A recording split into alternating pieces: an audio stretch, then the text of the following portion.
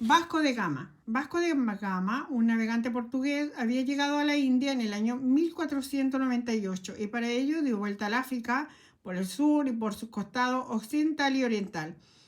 Por lo que se sabe, Vasco de Gama en su juventud participó en las guerras de África, granjeándose la simpatía y confianza de Juan II, hasta el punto que éste le confió algunas misiones de importancia.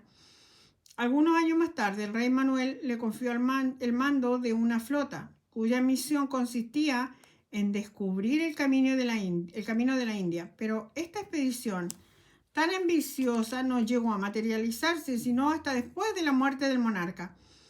Partió en Lisboa el 7 de junio de 1497 y la componían 2 navíos y una carabela, como asimismo otra embarcación que llevaba víveres y diversas provisiones.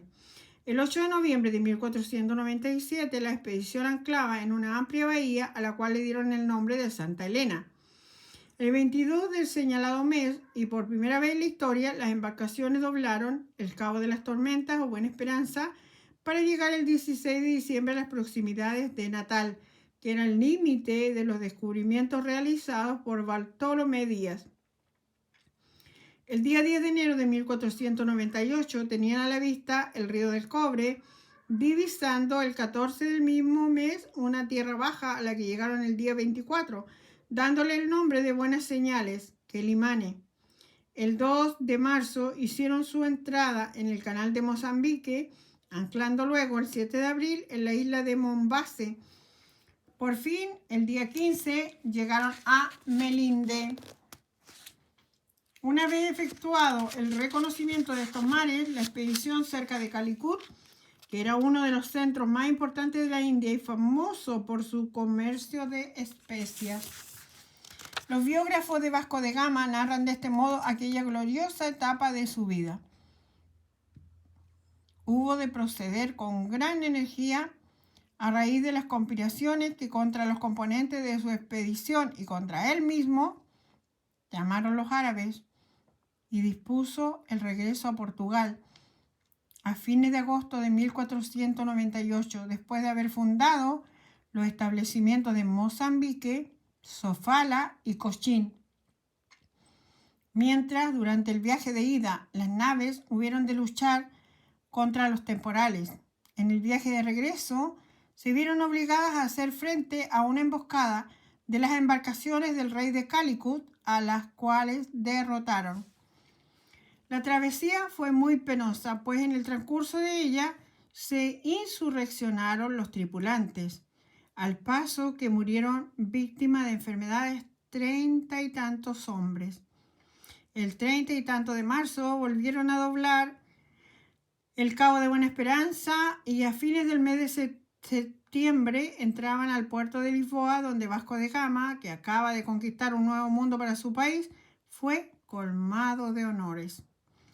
El 10 de febrero de 1502 y después de cuidadosos preparativos, salió nuevamente Vasco de Gama rumbo a la India, al mando esta vez de 20 naves, en una expedición de tipo militar.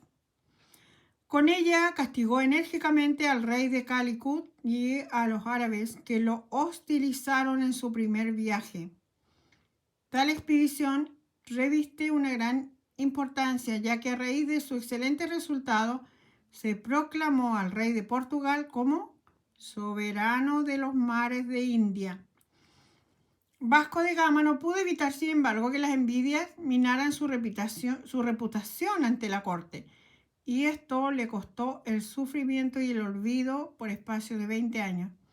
Finalmente, durante el reinado de Juan III, se le designó virrey de la India.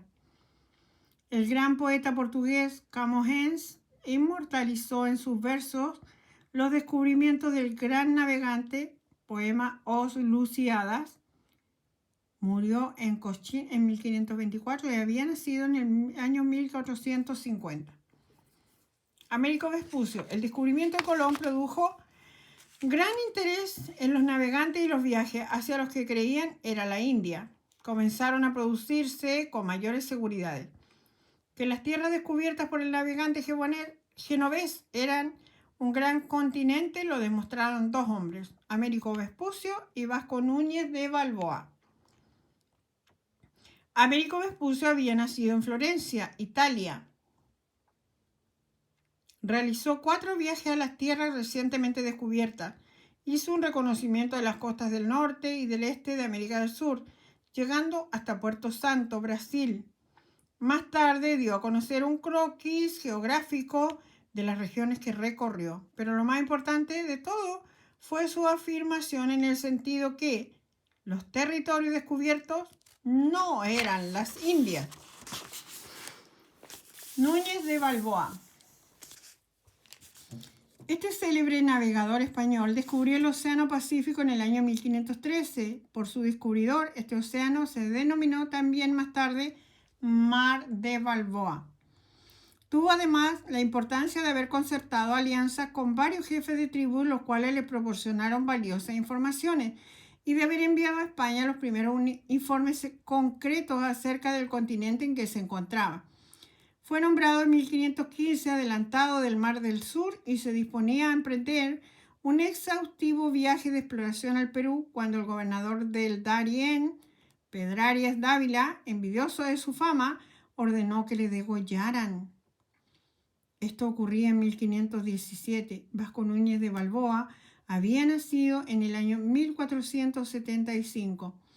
Desde ese momento se disiparon las dudas acerca de lo que Cristóbal Colón había descubierto.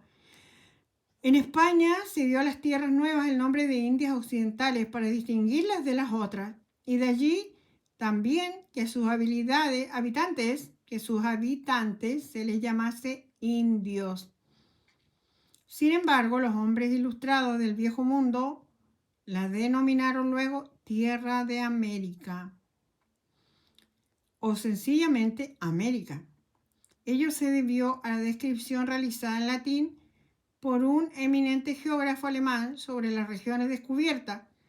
De acuerdo con las notas de Vespucio, al pie del mapa se leía Americi Terra. En busca de riquezas. España anhelaba las especies brillantes, marfil y porcelanas de las Indias. Comparada con ellas, América carecía de importancia. De allí que los proyectos tendiesen a disputar a los portugueses esta ventaja comercial que les daba el Oriente. Por disposiciones papales, los españoles no tenían otro medio de llegar a las Indias sino atravesando América.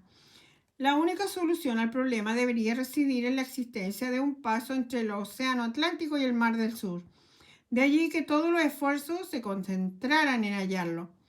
La primera expedición con esta finalidad estuvo al mando de Juan Díaz de Solís, el cual bordeó las costas de América del Sur hasta llegar al estuario del Plata y pensando que era un brazo de mar, lo denominó Mar Dulce. Creyó Díaz de Solís que había encontrado por fin el paso que se buscaba y de allí que se internara en el estuario. Pero al desembarcar en un islote fue atacado por indios, los cuales luego de hacerlo prisionero con algunos de sus hombres, les dieron horrorosa muerte. Los que pudieron escapar regresaron a España después de incontables penalidades para narrar la terrible aventura.